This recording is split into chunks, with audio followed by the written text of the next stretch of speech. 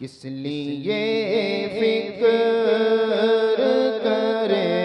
حشر کے دن کیا ہوگا، اس لیے فکر کرے حشر کے دن کیا ہوگا، کس لیے فکر کرے حشر کے دن کیا ہوگا، کس لیے فکر کرے حشر کے دن کیا ہوگا، سامنے ان کے جو کچھ ہوگا وہ اچھا ہوگا، سامنے ان کے جو کچھ ہوگا وہ اچھا ہوگا، جذبہ عشق بتا وہ کیسا ہوگا، جذبہ عشق بتا وہ کیسا ہوگا، سامنے جب میرے سرکار کا روضہ ہوگا، سامنے جب میرے سرکار کا روضہ ہوگا، ان کے ہوتے ہوئے ظلمت کا تصور کیسا، ان کے ہوتے ہوئے ظلمت کا تصور کیسا، قبر میں میری اجالا ہی اجالا ہوگا، قبر میں میری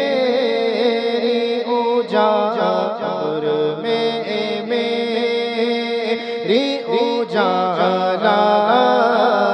ہی اجالا ہوگا، نفسی نفسی کے سوا جب نہ سجھائی دے گا، نفسی نفسی کے سوا جب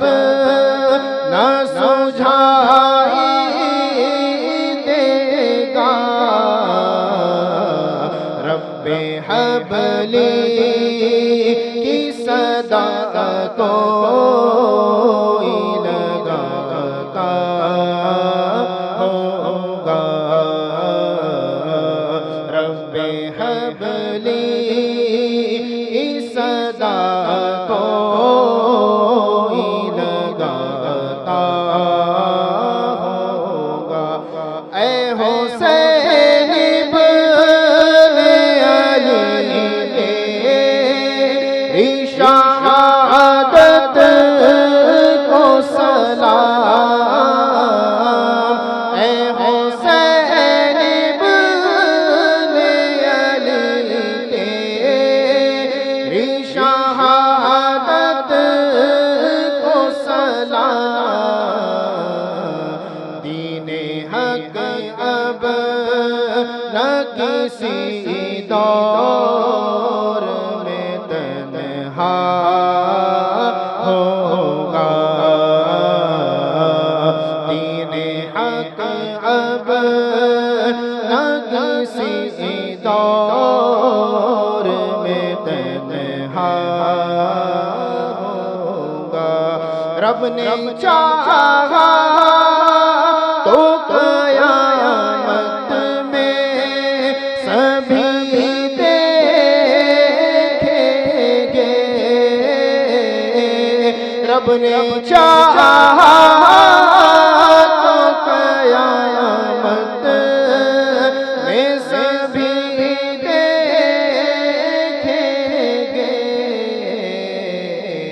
ان کے قدموں میں پڑا اختر خستہ ہوگا ان کے قدموں میں پڑا اختر خستہ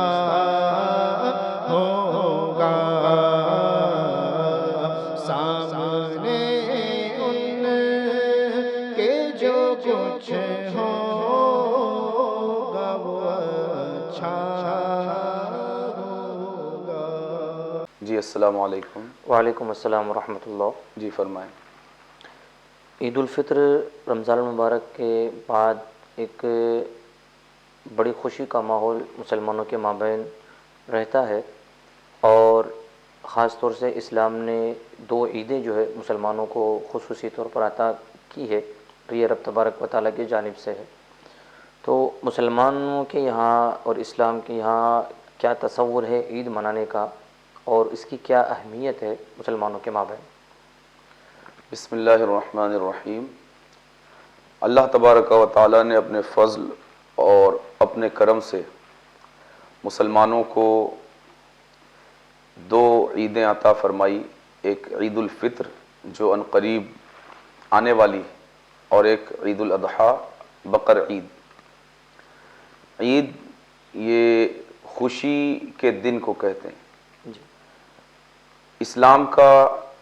یہ بڑا امتیاز ہے اور اس کی امتیازی شان ہے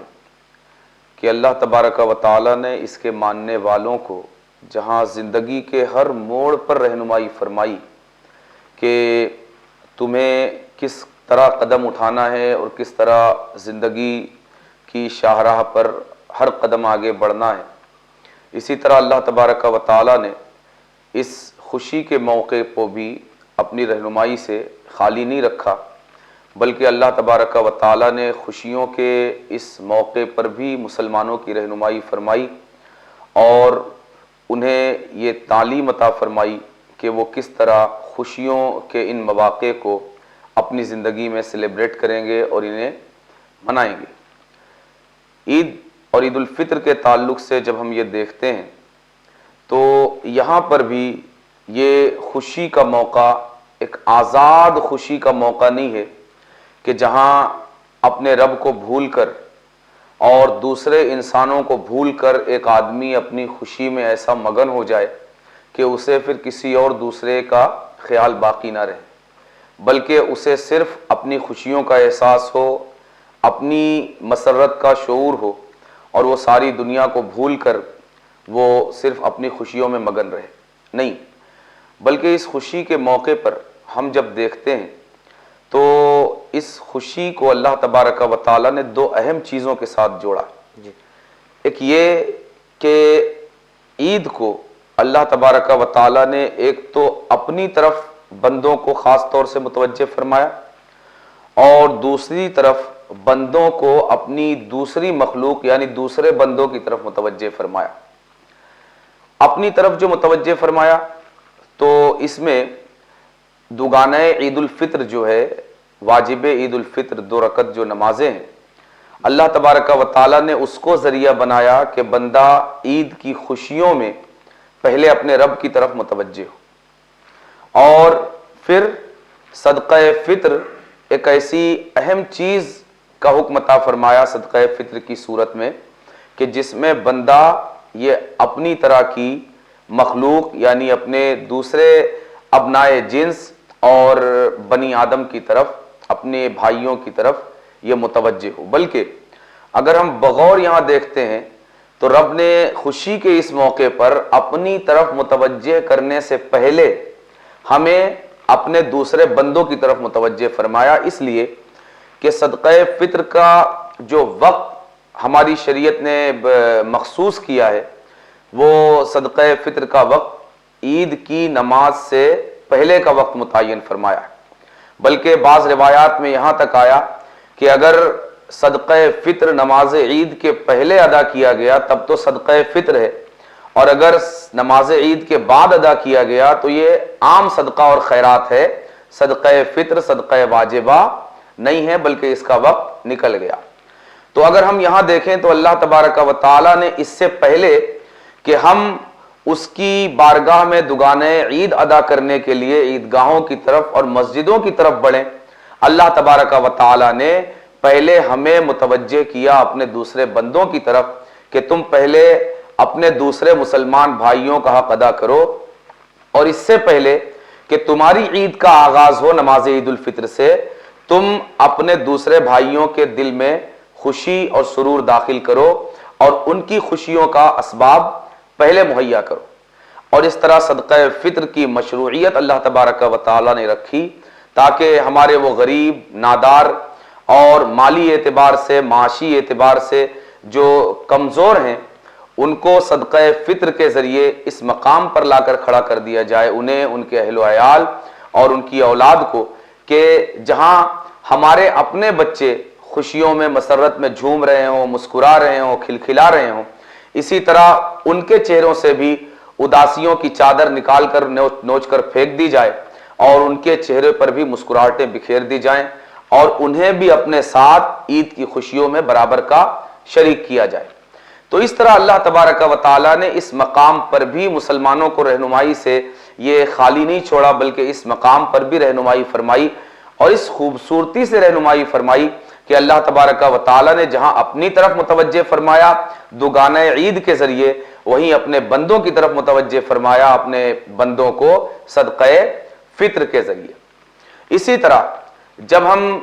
عید کو دیکھتے ہیں کہ یہ خوشی کا دن، آخر یہ خوشی کا دن ہمیں کیوں عطا کیا گیا، تو ہم یہ دیکھتے ہیں کہ رمضان کریم کے اختتام پر، رمضان کریم کے بعد جو قمری کیلنڈر کا پہلا مہینہ ہے، قمری تقویم کا شوال المکرم، اس کی پہلی تاریخ کو مسلمان یہ عید الفطر مناتے ہیں، اور سب سے پہلے مسلمانوں نے اسلامی تاریخ میں عید الفطر سن 2 ہجری میں منائی،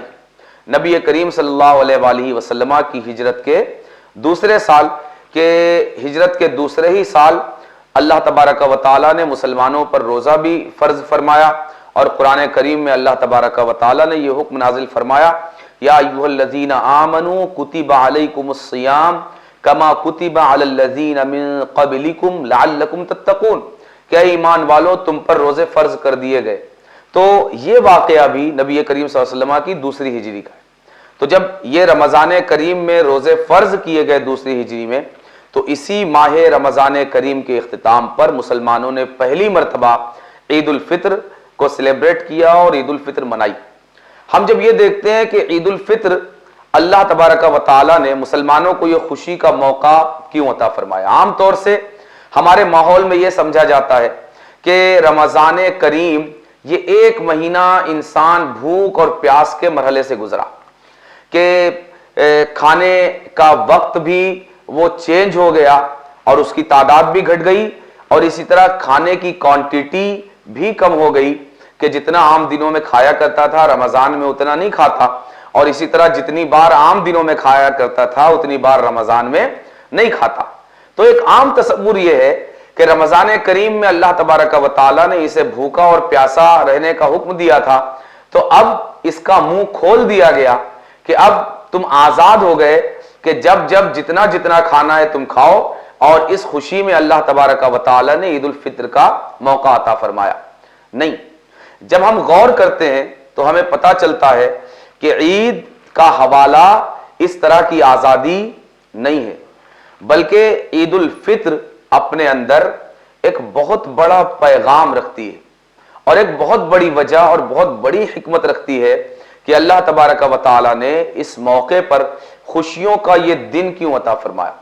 بیسیکلی ماہ رمضان کریم کی جو لائف ہے ایک مسلمان کی، کہ رمضان المبارک کا چاند نکلنے سے لے کر شوال المکرم کا چاند ہونے کے درمیان کا جو ڈیوریشن اور وقفہ ہے، اس میں جو ایک خاص طریقے کا لائف سٹائل اور خاص طریقے کی زندگی کے معمولات مسلمانوں کے ہوتے ہیں، تو سب سے پہلے تو یہ سمجھنا چاہیے کہ یہ جو لائف سٹائل رمضان کا ہے، اسلام کو ہمیں سال کے 12 مہینے یہی لائف سٹائل مطلوب ہے۔ یہ صرف تربیت کا ایک دورانیہ ہے۔ جس طرح کہ کسی کمپنی میں جب آپ جاب کرنے کے لیے جاتے ہیں تو اس جاب پر آپ کو کھڑا کرنے سے پہلے آپ کے لیے ایک مختصر سا ایک ڈیوریشن رکھا جاتا ہے، ایک وقفہ، ایک دورانیہ، جہاں پر آپ اس جاب سے متعلق پریکٹس کرتے ہیں اور اس کے بارے میں معلومات حاصل کرتے ہیں اور تجرباتی طور پر اس مرحلے سے آپ گزرتے ہیں اور عملی طور پر اس کو انجام دے کر آپ اس چیز کو برتنے اور سیکھنے کا ہنر جانتے ہیں۔ ٹھیک اسی طرح اللہ تبارک و تعالی نے ایک ماہ کا وقفہ ایسا رکھا جس میں اسے باقی کے 11 سال کس طرح گزارنے ہیں اس کے حوالے سے تربیت کی جائے، اس لیے کہ آپ کو پتا ہے کہ انسان کے اندر اللہ تبارک و تعالی نے نسیان کا مادہ رکھا ہے کہ یہ سیکھی ہوئی چیزوں کو بھی بھول جاتا ہے اور اسے بار بار تنبیہ کی ضرورت ہوتی ہے، نصیحت کی ضرورت ہوتی ہے، واعظ کی ضرورت ہوتی ہے، یاد دلانے کی ضرورت ہوتی ہے۔ پھر مزید یہ کہ بھلانے کے لیے نسیان تو دیا ہے، لیکن بھلانے کے لیے بھی اللہ تبارک و تعالی نے اس کے ساتھ جو شیطان نام کی ایک مخلوق رکھی ہے وہ بھی اسے نیکیوں سے ہٹانے کی کوشش کرتا ہے اور نیکیوں کو بھلانے کی کوشش کرتا ہے، جس کی طرف حضرت یوشع بن نون نے جب وہ مچھلی والے واقعے میں جب حضرت سیدنا موسیٰ علیہ نبینا علیہ السلام جب حضرت یوشع بن نون کو ساتھ لے کر حضرت خضر علیہ نبینا علیہ السلام کی تلاش میں ایک مچھلی کو پکا کر ساتھ لے کر نکلے اور پھر راستے میں یہ ہوا کہ وہ مچھلی سمندر کے کنارے زندہ ہو کر سمندر میں چلی گئی، تو اس وقت حضرت موسیٰ نے جب مچھلی کا سوال کیا تو حضرت یوشع بن نون نے کہا وما انسانیہ الا الشیطان، کہ مجھے یہ نہیں بھلایا مگر شیطان نے، یعنی شیطان بھی انسان کو خیر کی باتیں بھلانے کا کام کرتا ہے۔ تو جب انسان کے اندر خود بھی نسیان کا مادہ رکھا گیا، بھول چوک کا، اور پھر اسی طرح شیطان بھی اسے اس بات پر آمادہ کرتا ہے اور اس بات پر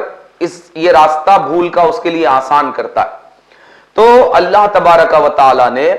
ہر سال 1 مہینے کا دورانیہ یہ تربیتی وقفہ رکھا تاکہ 1 مہینے کی مدت میں ایک مسلمان اس تجرباتی وقفے سے، اس تدریبی وقفے سے گزر کر باقی کے 11 ماہ وہ اپنے اس احساس کو، اس شعور کو، اس انداز کو زندہ کر سکے کہ اللہ تبارک و تعالی باقی کے مہینے بھی ہم سے کس طرح کی زندگی کا مطالبہ فرماتا ہے۔ یعنی ایک بندہ مومن جب اپنے ٹریننگ کے وقفے سے گزر کر آج اس کی ٹریننگ مکمل ہوئی ہے تو اللہ تبارک و تعالی نے اس ٹریننگ کے ڈیوریشن کے ختم ہونے پر عید کی خوشی رکھ کر یہ احساس پیدا کرنے اور یہ احساس اور شعور انسان کے دل میں ڈالنے کے لیے عید کا موقع رکھا کہ تم ٹریننگ کے اس وقفے کو تم نے بحسن و خوبی پورا کر دیا۔ یعنی مقصد یہ نہیں ہے کہ تم کھانے پینے سے روک دیے گئے تھے، اب کھانا پینا تمہارے لیے یہاں سے کھانے پینے کے راستے سے ہر طرح کی رکاوٹ دور کر دی گئی، اب تم خوشی مناؤ، آزاد ہو، موج کرو، نہیں، بلکہ مقصد یہ ہے کہ تم جو ڈیوریشن تھا تربیتی اور ٹریننگ کا تم نے اسے کامیابی کے ساتھ مکمل کیا کہ اللہ تبارک و تعالی نے جب جب تمہیں کھانے کے لیے کہا تم نے کھایا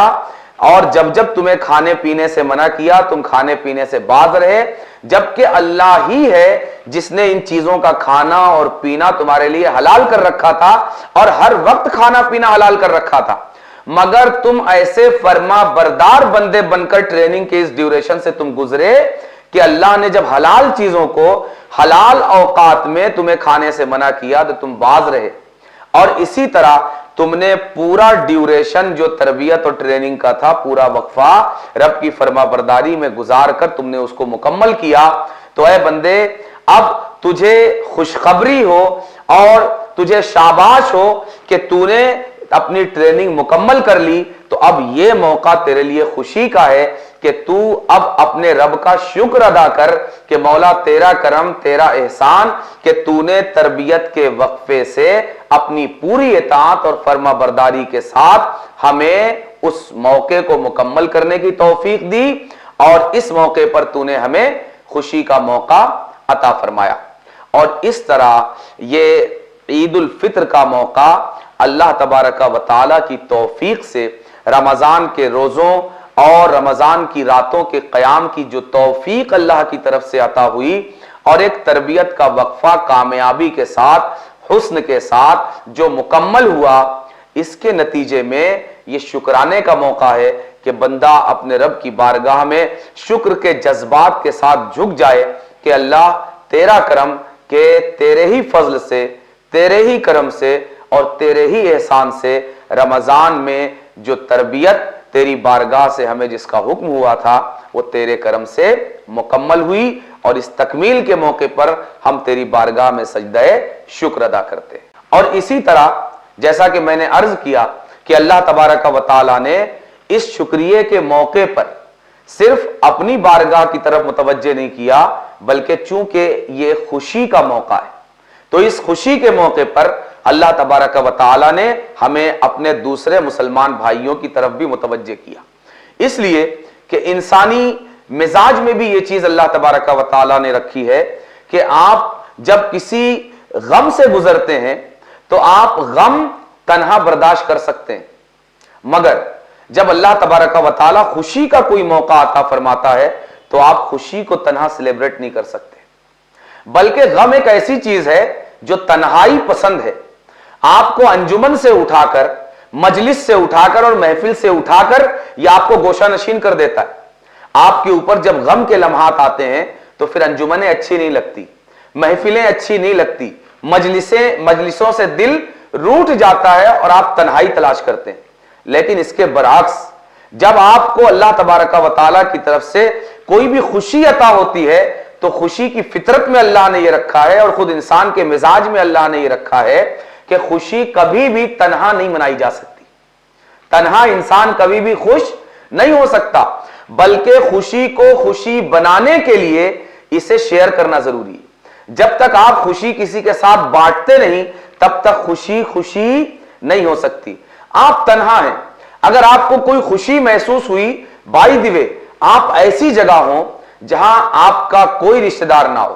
کوئی دوست نہ ہو، کوئی قریبی نہ ہو، کوئی یار، کوئی مددگار اور قریبی لوگوں میں سے کوئی بھی نہ ہو، اس کے باوجود اگر آپ کو کسی اجنبیت کے ماحول میں بھی اگر خوشی کا کوئی لمحہ میسر آئے تو آپ سب سے پہلے اپنے موبائل کو ہاتھ میں اٹھا کر کیا کرتے ہیں؟ یا تو میسج کے ذریعے اطلاع دیں گے اور یا تو فون کال پر آپ بتائیں گے کہ مجھے اللہ تبارک و تعالیٰ نے خوشی کا یہ موقع عطا فرمایا۔ یعنی خوشی کے مزاج اور خوشی کی فطرت میں اللہ نے یہ رکھ دیا ہے کہ جب تک آپ اپنی خوشی کو بانٹتے نہیں دوسروں کے ساتھ، آپ شیئر نہیں کرتے، اس وقت تک خوشی خوشی نہیں بنتی۔ اسی لیے اللہ تبارک و تعالیٰ نے اس موقع پر جہاں اس خوشی کے شکرانے میں اپنی بارگاہ میں جھکنے کا حکم عطا فرمایا، وہیں اپنے دوسرے مسلمان بندوں کی طرف بھی متوجہ ہونے کا حکم عطا فرمایا تاکہ تمہاری خوشی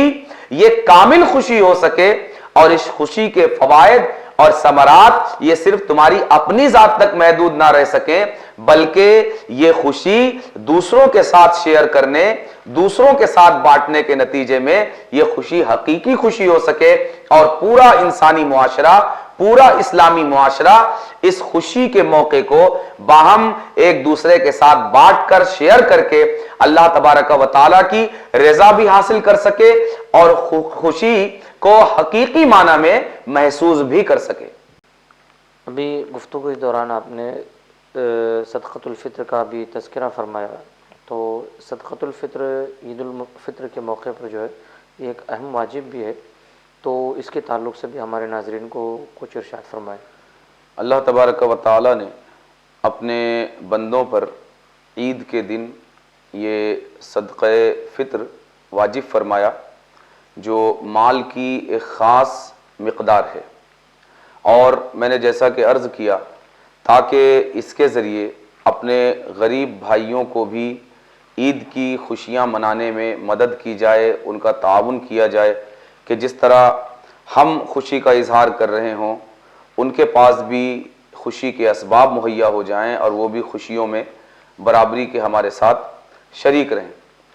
در حقیقت انسان کو اللہ تبارک و تعالی رمضان کریم میں مختلف طریقوں کی تربیت اور ٹریننگ کے دورانیے سے گزارتا ہے۔ اس میں تربیت کا ایک اہم حصہ یہ بھی ہے کہ اللہ تبارک و تعالی بھوک اور پیاس سے اپنے مسلمان بندوں کو، روزے دار بندوں کو گزار کر بھوک اور پیاس کا احساس یہ مسلمانوں کے اندر یہ جگانا چاہتا ہے کہ تمہیں ان بھوکوں اور پیاسوں کا احساس اور شعور تمہارے اندر پیدا ہو، اور اس کے نتیجے میں تمہارے اندر ان کے حوالے سے ایک دلجوئی اور ایک ہمدردی کا احساس بیدار ہو کہ کس طرح کوئی انسان جو غریبی کی ریکھا کے نیچے زندگی گزار رہا ہو تو اس کی زندگی کس طرح کی ہوتی ہے۔ ایک انسان جب بھوکا ہو غربت کی وجہ سے اور پیاسا ہو تو اس کا کیا احساس ہوتا ہے، اس کے اندر کس طرح کی فیلنگ ہوتی ہے۔ تو رمضان کریم کے ٹریننگ کا جو وقفہ ہے، دورانیہ ہے، ڈیوریشن ہے، تو اس میں ایک اہم تربیت مسلمانوں کی، روزے داروں کی اس حوالے سے بھی اللہ تبارک و تعالیٰ کی طرف سے ہوتی ہے کہ انسان کو ایک بھوک اور پیاس کا احساس اور اس کا وہ خود اس کو تجربہ حاصل ہو اور خود اپنے آپ میں وہ فیل کر سکے۔ اور جب 1 مہینے کی مدت اس کی ٹریننگ اس حوالے سے ہوئی کہ یہ دوسروں کو کی بھوک اور پیاس کو محسوس کرنے کی کوشش کرتا رہا، تو اس ٹریننگ کے اختتام پر فوراً اللہ تبارک و تعالی نے اس سے یہ مطالبہ کیا کہ تم ابھی تک تھیوریٹیکلی تم اس چیز کو محسوس کرتے آئے ہو کہ ایک بھوک اور پیاس یہ کیا چیز ہوتی، لیکن اب پریکٹیکلی اس ٹریننگ کے وقفے کے فوراً بعد اس کے تقاضے پر عمل کرو اور تم ان بھوکوں اور پیاسوں کے لیے کھانے اور پینے اور خوشیوں کا انتظام کرو جو تمہاری بنسبت بھوک اور پیاس کے مراحل سے گزرنا یہ ان کی عادت ثانیہ بن چکا ہے۔ تو رمضان کا ٹریننگ کا جو وقفہ ہے وہ جیسے ہی ختم ہوتا ہے تو اللہ تبارک و تعالیٰ کی طرف سے گویا یہ حکم آتا ہے کہ تم نے 1 مہینہ جو تربیت حاصل کی ہے اور 1 مہینے تک بھوکوں اور پیاسوں کے درد کو محسوس کرنے کی جو کوشش کی ہے، اب عملی طور پر رمضان کریم کے اختتام پر ان کا درد یوں بھی محسوس کرو کہ ان کے درد میں اس طرح شریک ہو جاؤ کہ صدقہ فطر ادا کر کے ان کی بھوک مٹانے، ان کی پیاس مٹانے اور ان کی غربت کو مٹانے میں عملی طور پر کردار ادا کرو۔ اور اس طرح اللہ تبارک و تعالی نے رمضان کریم کے اختتام پر فوراً مسلمانوں پر صدقہ فطر یہ واجب فرمایا کہ، اور وہ بھی اس طرح واجب فرمایا جیسا کہ میں نے اس کے حوالے سے عرض بھی کیا کہ اس کا ڈیوریشن یہ رکھا کہ نماز عید الفطر سے پہلے ادا کر دیا جائے تاکہ وہ غریب جو اپنی ناداری کی وجہ سے، اپنی کم مائگی کی وجہ سے عید الفطر کی خوشیوں میں شریک ہونے کے اسباب اس کے پاس میسر نہیں ہو سکے، وہ بھی خوشیوں کے اسباب حاصل کر کے ہمارے شانہ بشانہ وہ بھی عیدگاہ کی طرف خوشی خوشی چل سکے۔ اس لیے اللہ تبارک و تعالی نے یہاں پر صدقہ فطر کو واجب کیا، اور اس کے پیچھے جہاں ہماری نیت یہ ہو کہ اللہ تبارک و تعالی کی رضا حاصل کرنی ہے، وہیں نبی کریم صلی اللہ علیہ وآلہ وسلم نے ہمیں یہ ترغیب بھی دی، یہ شوق بھی دلایا کہ مختلف طرح کے معیار اور مختلف طریقے پیمانے اور مختلف کیٹیگریز صدقہ فطر کی ادائیگی کے لیے اللہ کے نبی صلی اللہ علیہ وآلہ وسلم نے رکھی کہ ہر ایک اپنی حیثیت کے مطابق صدقہ فطر عطا کرے، کوالٹی میں بھی اور کوانٹیٹی میں بھی۔ تو مختلف کوانٹیٹی اور مختلف کوالٹی کی چیزیں نبی کریم صلی اللہ علیہ وسلم نے بیان فرمائی تاکہ ہر ایک جتنا زیادہ اپنے ایک غریب مسلمان بھائی کی خوشیوں میں شریک ہو سکتا ہے اور اس کو اپنی خوشی کے لیے اس کو اپنی خوشی کا ساتھی اور شریک بنا سکتا ہے، اسی طرح زیادہ خرچ کر کے اللہ کی راہ میں اس کی خوشیوں کے اسباب مہیا کرے اور اس کو اپنی خوشیوں میں شریک بنائے۔ ابھی تک جو ہماری گفتگو ہوئی اس میں عید کے تعلق سے آپ نے اور صدقہ فطر کے تعلق سے آپ نے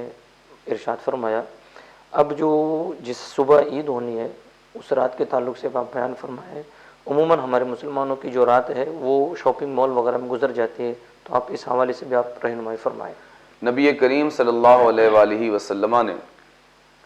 اس رات کو لیلۃ الجائزہ کے نام سے مسلمانوں کے درمیان متعارف کروایا. نبی کریم صلی اللہ علیہ وآلہ وسلم نے اس رات کو جو نام دیا یعنی لیلۃ الجائزہ، اگر ہم اس میں غور کریں تو میرا خیال ہے کہ پھر ہم اللہ تبارک و تعالیٰ کے در کو چھوڑ کر اس رات میں کسی اور طرف متوجہ نہیں ہوں گے. ہم جب نبی کریم صلی اللہ علیہ وآلہ وسلم کے دیے ہوئے اس نام میں غور کرتے ہیں کہ فرمایا یہ لیلۃ الجائزہ ہے. جائزہ عربی میں کہتے ہیں انعام کو، اور لیلہ کہتے ہیں رات کو. لیلۃ الجائزہ یعنی انعام کی رات. اب مجھے یہ بتائیے کہ ایک انسان کسی طریقے سے کسی میدان میں اس نے کامیابی حاصل کی، اور ایسی کامیابی حاصل کی کہ جہاں ملک کا وزیر اعظم اس کو اپنے ہاتھوں سے انعام دینے کے لیے آیا ہوا ہے، تو یہ ہو سکتا ہے کہ وہ اس فنکشن کو چھوڑ کر کہیں اور چلا جائے گھومنے پھرنے شاپنگ یا تفریح کے لیے؟ نہیں ہو سکتا نا. اسی طرح بلا تشبیہ نبی کریم صلی اللہ علیہ وآلہ وسلم یہ فرمانا چاہتے ہیں کہ مسلمانوں، روزہ داروں، یہ لیلۃ الجائزہ ہے، یعنی یہ رات تمہارے رب نے اس لیے بنائی ہے تاکہ تم نے اپنے رب کی جو فرما برداری مہینہ بھر اس طرح کی ہے کہ صرف اس کے فرمان پر تم نے حلال چیزوں کو بھی چھوڑ دیا. حرام سے تو یوں بھی باز رہنا ہے، لیکن تم نے صرف اس کے کہنے کی بنیاد پر حلال کو بھی چھوڑ دیا. اور جب اس خوبی کے ساتھ تم نے اپنے رب کی فرما برداری کی تو اللہ تبارک و تعالیٰ نے اس ماہ مبارک کے اختتام پر اس رات کو تمہارے درمیان تمہاری اس کامیابی پر انعامات تقسیم کرنے کی رات اسے بنایا ہے. یعنی آج کی رات کا یہ انعام تمہارا رب خود اپنے دست اقدس سے تمہیں عطا فرمائے گا. اور ظاہر ہے جب یہ کانسیپٹ اور یہ تصور اور یہ اہمیت اس رات کی ہماری نگاہوں میں ہوگی تو پھر ہم اپنے رب کی بارگاہ سے اٹھ کر کسی اور طرف متوجہ نہیں ہو سکتے. اور ایک مسلمان کی شب عید یوں ہی ہونی چاہیے کہ ایک مہینہ جو اس نے اپنی رب کی فرما برداری میں گزارا، قیام کیا، صیام کیا، قرآن کریم کی تلاوت کی، تسبیح اور اذکار میں اس کے لمحات اس ماہ کریم کے جو گزارے، تو ظاہر ہے کہ اس میں اس کا اپنا کوئی اپنی طاقت اور قوت نہیں، بلکہ یہ سب کس کی عطا سے؟ یہ سب اس کے پروردگار کی عطا سے کہ رب نے توفیق دی تو روزہ رکھا گیا، رب نے توفیق دی تو تراویح ادا کی گئی، رب نے توفیق دی تو قرآن کی سماعت کی گئی، رب نے توفیق دی تو وقت اس کے اذکار میں، اس کی تسبیحات میں اور اس کی پاکیاں بیان کرنے میں گزرا. اگر اس کی توفیق شامل حال نہیں ہوتی تو بندہ کبھی بھی اس خوبی کے ساتھ اس ماہ مبارک کو نہیں گزار سکتا. اس لیے یہ رات جو شب عید ہے جسے لیلۃ الجائزہ کے طور پر نبی کریم صلی اللہ علیہ وسلم نے متعارف کروایا، یہ رات ہم سے یہ تقاضا کرتی ہے کہ ہم اپنے رب کی بارگاہ میں ساری رات اپنے رب کی بارگاہ میں اس کا شکر ادا کرتے ہوئے گزاریں. اس لیے کہ مولا تیرا کرم ہی ہے کہ ہم اس ماہ مبارک کو تیری فرما برداری کے ساتھ گزار کر اس اختتام پر ہم پہنچ سکے. اور ہم تیرا شکر ادا کرتے ہیں مولا کہ اگر تیری توفیق شامل حال نہیں ہوتی، تیرا کرم اگر دستگیری نہیں کرتا تو ہم کبھی بھی رمضان کو اس خوبی کے ساتھ نہیں گزار سکتے. اس لیے نبی کریم صلی اللہ علیہ وآلہ وسلم نے اسے لیلۃ الجائزہ فرمایا کہ بندوں یہ مال کی طرف بھاگنے کا وقت نہیں ہے، یہ بازاروں کی طرف بھاگنے کا وقت نہیں ہے، یہ گپ شپ میں اور غفلت میں گزارنے کا وقت نہیں ہے، بلکہ یہ وہ قیمتی وقت ہے کہ کل جب تم اپنے جیبوں میں نوٹوں کی گڈیاں لے کر بچوں کو روپے، 2 روپے، 10 روپے اور 50 روپے کا انعام دینے کے لیے نکلو گے تو بچے کس طرح پہلے سے بچوں کو تم اپنا منتظر پاؤ گے کہ آج عیدی ملے گی، آج تحفہ ملے گا، آج انعام ملے گا. مگر سنو، کل تمہاری 10 روپے کی عیدی کے لیے جہاں بچے انتظار کرتے ہوئے نظر آئیں گے اور ان کی نگاہیں تمہارے راستے میں گڑی ہوئی ہوگی، آج تم کہاں بھاگتے ہو؟ آج تمہیں عیدی دینے والا، آج تمہیں اپنے انعام اور احسان سے نوازنے والا کوئی بندہ نہیں بلکہ ساری کائنات کا خالق و مالک اور تمہارا رب ہے کہ اس نے اس رات کو تمہیں انعام تقسیم کرنے کے لیے اس رات کو مقرر کیا ہے، اور آج تمہارے رب کے دست اقدس سے تمہیں انعام ملنے والا ہے۔ تم اس رات کو اپنے رب کی طرف متوجہ ہونے کے بجائے غفلتوں کی طرف کہاں بھاگتے ہو؟ اس لیے اس رات کو پوری توجہ اور پوری یکسوئی کے ساتھ اپنے رب کی بارگاہ کی طرف متوجہ رہ کر گزارنے کی ضرورت ہے، تاکہ جب رب کا دست قدرت ہمیں انعامات سے نوازنے کے لیے بڑھے تو ہم کہیں غفلت میں پڑ کر ان انعامات سے محروم نہ رہ جائیں۔ بلکہ بعض روایات میں یہ بھی آیا کہ اللہ تبارک و تعالی اس رات میں اپنے فرشتوں سے کہتا ہے کہ اس مزدور کی مزدوری کیا ہونی چاہیے جس نے اپنا عمل پورا کر دیا، تو فرشتے عرض کرتے ہیں کہ مولا اسے پوری مزدوری ملنی چاہیے۔ تو اللہ تبارک و تعالی ارشاد فرماتا ہے کہ میرے فرشتوں گواہ ہو جاؤ کہ میں نے اپنے ان بندوں کو بخش دیا، انہیں معاف کر دیا، اور ان کی ساری خطاؤں، ان کے سارے گناہوں پر میں نے معافی کا قلم پھیر دیا، اور میں نے انہیں آج کی رات اس عظیم انعام سے نوازا کہ میں نے انہیں اپنی بارگاہ سے مغفرت کا انعام اور مغفرت کا احسان عطا فرمایا۔ ابھی گفتگو کے دوران لیلۃ الجائزہ اور عید الفطر کے تعلق سے ہماری گفتگو ہوئی، تو ہم یہ چاہتے ہیں کہ ناظرین کو آپ یہ بھی بتائیں کہ ایک مسلمان کو عید گزر جانے کے بعد، عید کے بعد جو زندگی رہتی ہے اسے کس طرح گزارنی چاہیے۔ عید کے بعد عام طور سے ہمارے معاشرے میں جو تصور ہے زندگی کا وہ یہ کہ رمضان گزر گیا، کام مکمل ہو گیا، ذمہ داری پوری ہو گئی، اور اب ایک الگ طرح کی ایسی زندگی جو اللہ تبارک و تعالیٰ کے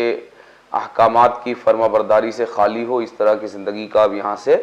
آغاز کیا جائے۔ جب ہم نے یہ تسلیم کر لیا کہ رمضان کریم کا ایک مہینے کا جو وقفہ ہے یہ تربیتی وقفہ ہے، ٹریننگ ہو رہی ہے، تو مجھ کو یہ بتائیے، آپ کسی کمپنی میں اگر جاب کے لیے جاتے ہیں تو ٹریننگ کے بعد کام ختم ہو جاتا ہے یا ٹریننگ کے بعد اصل کام شروع ہوتا ہے؟ جی شروع ہوتا ہے، اصل کام شروع ہوتا ہے۔ ہمارے معاشرے میں یہاں سے اصل کام ختم ہو جاتا ہے، یعنی ٹریننگ ہو گئی، یعنی سب کچھ ہو گیا، اب کام کرنے کی ضرورت نہیں ہے۔ تو اس موقع پر میں جو عرض کرنا چاہتا ہوں وہ یہ کہ ہمارے مسلمان بھائیوں کو یہ چیز ذہن میں رکھنے کی ہے کہ ابھی صرف ٹریننگ مکمل ہوئی، کام تو اب شروع ہونا ہے، ابھی کام شروع ہوا ہی نہیں ہے۔ لہٰذا اسی لیے میں نے شروع میں عرض کیا کہ اللہ تبارک و تعالی ہم سے سال کے 12 مہینے کی لائف، رمضان کی لائف چاہتا ہے، رمضان جیسی زندگی چاہتا ہے کہ ہماری ساری زندگی رمضان جیسی زندگی ہو۔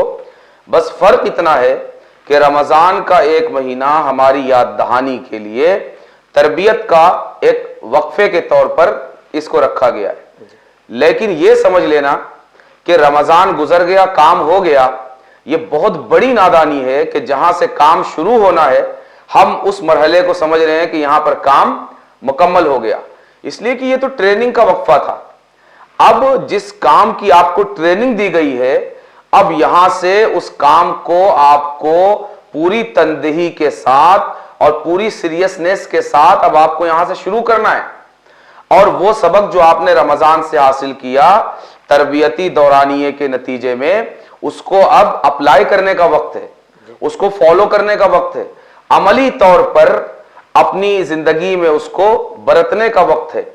اور بنیادی طور پر اگر میں اختصار کے ساتھ یہ کہنا چاہوں تو رمضان میں بندہ ایک بڑی اہم چیز سیکھتا ہے۔ رمضان میں اس کی جو ٹریننگ ہو رہی ہے بہت ساری چیزوں کے ساتھ اگر ہم بنیادی طور پر دیکھیں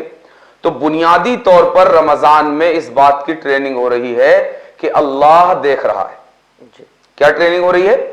اللہ دیکھ رہا ہے، یعنی ہر لمحہ، ہر لحظہ، ہر سکتہ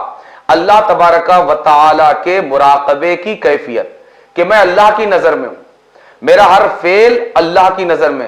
میرا ہر قول اللہ کی نظر میں ہے. میری راتیں بھی اللہ کی نظر میں ہیں, میرا دن بھی اللہ کی نظر میں ہے, میری صبح بھی اللہ کی نظر میں ہے, میری شام بھی اللہ کی نظر میں ہے. اگر میں کھلے آسمان کے نیچے ہوں تو بھی اللہ دیکھ رہا ہے, اگر میں اپنی کوٹریوں کے اندر ہوں تو بھی اللہ دیکھ رہا ہے, گھر میں ہوں تو بھی اللہ دیکھ رہا ہے, میدان میں ہوں تو بھی اللہ دیکھ رہا ہے. یعنی رمضان اس کانسیپٹ کو, اس تصور کو اور اس بات کو ایک بندہ مومن کے دل میں زندگی کے ساتھ اس تصور کو جما دیتا ہے کہ تم ایک مہینہ یہ تربیت کے سے گزر کر اس چیز کو اپنے دل میں جما لو کہ اللہ تمہیں دیکھ رہا ہے, اور پھر باقی کے 11 مہینے اس کو اپنی زندگی میں اپلائی کرو کہ یہاں رمضان میں کس طرح اس کی ٹریننگ ہوئی کہ اللہ دیکھ رہا ہے. ہم نے جب روزے کی نیت سے سحری کر لی, اب اس کے بعد زمانے کی مرغن غذائیں ہمارے پاس نو بنو کی غذائیں اگر ہمارے سامنے چن دی جائیں تو ہم ان کی طرف نگاہ اٹھا کر دیکھنے کے لیے تیار نہیں ہوتے. کیوں؟ اگرچہ دور کئی کلومیٹر تک انسانوں کی آبادیاں ہمارے لیے خالی کر دی جائیں, کوئی پرندہ بھی پر مارنے والا نہ ہو, مکھیوں اور مچھروں سے بھی اگر خالی کر دیا جائے, انسانوں سے تو خالی کر ہی دیا جائے, تب بھی انواع و اقسام کے کھانے ہمارے سامنے چن دیے جائیں, کئی کلومیٹر تک جو رقبہ ہے وہ انسانوں سے اور دیگر جانداروں سے خالی کر دیا جائے, اور پھر ہم سے کہا جائے کہ کوئی دیکھنے والا نہیں ہے, تم پیٹ بھر کر کھانا کھا لو, اپنی پیاس کو اس ٹھنڈے اور میٹھے شربت سے بجھا لو. کیا کوئی بندہ مومن جس نے روزہ رکھا ہو وہ اس کیفیت میں بھی کھانے کا ایک دانہ بھی اپنے قصد اور اپنے ارادے سے منہ میں رکھنا گوارا کرے گا؟ پانی کا ایک قطرہ بھی اپنے منہ میں ڈالنا گوارا کرے گا؟ نہیں. جب کوئی انسان دیکھنے والا موجود نہیں ہے, بھوک کی شدید کیفیت ہے, پیاس شدت کے ساتھ لگی ہوئی ہے اور دل یہ للچائے جا رہا ہے, دل کی رغبت شدید سے شدید تر ہوتی جا رہی ہے, لیکن اس کے باوجود اب رمضان کے ان دنوں میں وہ کون سی چیز ہے, وہ کیا چیز ہے جو ہمیں ان کھانوں کی طرف, اس پانی کی طرف, اس ٹھنڈے اور میٹھے شربت کی طرف ہاتھ بڑھانے سے روک رہا ہے؟ کیا ہے وہ؟ تو آپ کو پتا چلے گا وہ رمضان کی یہی تربیت ہے کہ خدا دیکھ رہا ہے. انسان نہیں دیکھ رہا ہے تو کیا ہوا, کوئی اور جاندار نہیں دیکھ رہا ہے تو کیا ہوا, میں نے جس رب کے لیے روزہ رکھا ہے وہ رب تو دیکھ رہا ہے. تو یہ بنیادی تربیت ہے رمضان کی کہ انسان کے اندر اس کانسیپٹ کو مجسم اور زندہ تصویر بنا کر انسان کے اندر فٹ کر دیا جائے, تاکہ رمضان سے جو تربیت اسے اس چیز کی حاصل ہوئی کہ رب دیکھ رہا ہے, باقی کے 11 ماہ وہ اسے اپنی زندگی میں فالو کرتا رہے اور اپلائی کرتا رہے. اب جو قدم بھی اٹھائے, جس طرح رمضان میں اس کو ٹریننگ کے ذریعے بتایا گیا ہے کہ اللہ دیکھ رہا ہے, یہ اب باقی کے 11 مہینے میں ہر قدم اٹھانے سے پہلے اس تصور کو اپنے ذہن و دماغ میں اور دل میں زندہ رکھے کہ اللہ دیکھ رہا ہے. اب جب 11 مہینے بھی یہ تصور تسلسل کے ساتھ ہماری زندگی میں ہمارے ساتھ چلتا رہے گا, تو مجھ کو بتائیے کہ کیا ہماری ما بقیہ زندگی, یعنی رمضان کے علاوہ کی 11 مہینے کی زندگی, یہ رمضان بن جائے گی یا نہیں؟ اگرچہ روزہ نہیں ہوگا, اگرچہ بھوک اور پیاس کی وہ کیفیت نہیں ہوگی, اگرچہ حلال چیزوں سے رک جانے کا وہ مطالبہ نہیں ہوگا, مگر اس کے باوجود بھی رمضان نے جو تربیت ہماری کی ہے اور رب کے مراقبہ اور رب کی موجودگی کا جو احساس ہمارے اندر زندہ صورت میں پیدا کیا ہے, اگر یہ احساس کو اگر ہم تسلسل کے ساتھ اپنی باقی کے 11 مہینے میں لے کر چلتے ہیں تو یقیناً ہماری باقی کی 11 مہینے کی زندگی بھی روزے نہ ہونے کے باوجود, بھوک اور پیاس نہ ہونے کے باوجود, حلال چیزوں سے ممانعت نہ ہونے کے باوجود بھی یہ سارا دورانیہ پورے 11 کے 11 ماہ, اس کا ہر لمحہ رمضان کا لمحہ ہوگا اور رمضان ہماری یہ پوری زندگی بن جائے گی. تو اللہ تبارک و تعالی اور شریعت اسلامیہ ہم سے یہی چاہتے ہیں کہ آپ یہ یاد رکھیں کہ رمضان کے ختم ہونے کے بعد معاملہ اور کام ختم نہیں ہوا, بلکہ اصل کام کا اب یہاں سے آغاز ہونا ہے کہ جس چیز کی آپ کو ٹریننگ دی گئی ہے, اب اس چیز کو اپنے دل و جان میں سمو کر بسا کر اب آپ اس کو باقی کے 11 مہینے اپلائی کیجئے, اور وہ زندہ تصورات, وہ زندہ تعلیمات جو رمضان کے صبح و شام نے, رمضان کے لمحے لمحے نے آپ کو سکھایا ہے، آپ اس کو باقی کے 11 ماہ بھی اس پر عمل کر کے، جس طرح رمضان آپ کا رمضان کی طرح گزرا، باقی کے 11 ماہ بھی آپ رمضان کی طرح گزاریے اور ان باقی کے 11 ماہ کو بھی رمضان بنائیے۔ رمضان کریم کے دنوں میں خانقاہ کی جانب سے ہمارے مسلمان بھائیوں کی دینی رہنمائی اور دینی تربیت کے حوالے سے مختلف طرح کے پروگرام ارینج کیے، جس طرح ہمارا یہ پروگرام خوشبو رمضان بھی انہی میں سے ایک ہے۔ آج ہمارے اس پروگرام کا یہ آخری ایپیسوڈ ہے، تو اس موقع پر آپ ہمارے ناظرین کو کیا کہنا چاہیں گے، اور اس سلسلے میں آگے خانقاہ کے کیا ارادے اور کیا پروگرام ہوں گے، اس حوالے سے بھی آپ ہمارے ناظرین کو بتائیں۔ اس موقع پر سب سے پہلے تو ہم اللہ تبارک و تعالیٰ کا شکر ادا کرتے ہیں بے پناہ کہ اس نے خانقاہ کو یہ توفیق بخشی اور ہمیں اس خدمت کے لیے منتخب فرمایا کہ ہم خانقاہ کی زبان بن کر خانقاہ کا پیغام دینی حوالے سے، تربیتی حوالے سے اور تعلیمی حوالے سے یہ اپنے مسلمان بھائیوں تک پہنچا سکیں، اور ہم بھی دعا گو ہیں رب کے حضور سراپا التجا بن کر، اور اپنے سننے والوں، اپنے دیکھنے والوں سے بھی دست بستہ یہ التجا کرتے ہیں، گزارش کرتے ہیں کہ وہ بھی رب کی بارگاہ میں دعا کریں کہ اللہ تبارک و تعالی اس ٹوٹی پھوٹی خدمت کو قبول فرمائے اور اس میں ہمیں اخلاص عطا فرمائے اور ہمارے بول میں تاثیر عطا فرمائے، تاکہ دین کے جس خدمت کے جذبے کے اس کو لے کر اور مسلمانوں کی جس طرح کی دینی خدمت کرنے کی کوشش یہ کی گئی ہے، اللہ تبارک و تعالی اس میں بھرپور تاثیر رکھ دے، اور جو تعلیمات خانقاہ کی جانب سے ہمارے ناظرین کی بارگاہ میں پیش کی گئی، اللہ تبارک و تعالی انہیں بھی اور ہمیں بھی، ہم تمام کو مل کر اس پر عمل کی توفیق عطا فرمائے۔ اور اسی طرح اللہ تبارک و تعالی کا شکر ادا کرنے کے بعد میں اپنے تمام ناظرین، تمام دیکھنے والوں کا بھی شکریہ ادا کرتا ہوں کہ انہوں نے ہماری حوصلہ افزائی فرمائی۔ اور دیکھیے، یہ حوصلہ افزائی کرنا، یہ کسی بھی طرح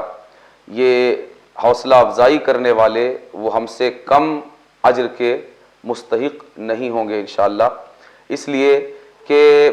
حوصلہ افزائی یہ وہ فیول اور وہ ایندھن ہے جو کسی بھی گاڑی، کسی بھی سواری کو آگے بڑھانے میں مدد دیتا ہے۔ تو ہم اللہ تبارک و تعالی کے اس امر پر بھی شکر گزار ہیں کہ اس نے اس راستے میں بہت سارے لوگوں کو ہمارے معاون کے طور پر، ہمارے مددگار کے طور پر اور کیا کہتے ہیں ہماری حوصلہ افزائی کرنے والوں کے طور پر اللہ تبارک و تعالی نے کھڑا کر دیا، اور اس طرح لوگوں نے اسے دیکھ کر، شیئر کر کے، آگے پہنچا کر اور اس پروگرام کو پسند کر کے انہوں نے جہاں ہماری حوصلہ افزائی کی، وہیں اللہ تبارک و تعالی کی بارگاہ میں ہمارے ساتھ وہ بھی بڑے اجر اور ثواب کے مستحق ہوئے۔ ہم ان سے امید رکھتے ہیں کہ وہ آگے بھی اسی طرح ہمارے ہمدم اور ہم قدم ساتھ ساتھ چلتے رہیں گے، اور دین کے اس پیغام کو دنیا تک پہنچا کر اور دنیا میں عام کر کے وہ یہاں شیئر کریں گے، اور اللہ تبارک و تعالی انہیں اس کی جزا کے طور پر جنت میں شیئر عطا فرمائے گا انشاءاللہ۔ اور رہی یہ بات کہ دینی خدمات کے حوالے سے آگے خانقاہ کے کیا ارادے ہیں، تو آپ کو پتہ ہے کہ جیسے میں نے ابھی عرض کیا کہ رمضان کے بعد کام ختم نہیں ہوتا، بلکہ اصل کام رمضان کے بعد یہ شروع ہوتا ہے۔ تو انشاءاللہ تبارک و تعالی خانقاہ اپنے عزائم میں بڑی پختگی کے ساتھ آگے بڑھ رہی ہے، اور اللہ کی توفیق شامل حال رہی تو انشاءاللہ یہ اپنے عزائم پر پوری طرح آگے بڑھنے کی کوشش کرے گی، اور بہتر سے بہتر طریقے سے مسلمان بھائیوں کی دینی رہنمائی، دینی تربیت اور دینی تعلیم کے حوالے سے اقدام کرنے کی کوشش کرتی رہے گی۔ ہم بھی دعا کریں اور ہمارے ناظرین بھی دعا کریں کہ اللہ تبارک و تعالی خانقاہ کے قدموں میں استقامت عطا فرمائے، اس کے جذبات میں بلندیاں عطا فرمائے، اور اس کے ارادوں میں پختگی اور اس کے عزائم میں بلندی عطا فرمائے، اور ہم سب کو اسی طرح پورے تندہی کے ساتھ اس کے ذریعے دین کی خدمت میں اس کے شانہ بشانہ اس کے ساتھ چلنے اور ہر طریقے سے اس کی حوصلہ افزائی کرنے، اس کی ہمت افزائی کرنے اور اس کا ساتھ دینے کی اللہ تبارک و تعالی ہمیں توفیق عطا فرمائے۔ السلام علیکم ورحمۃ اللہ تعالی وبرکاتہ۔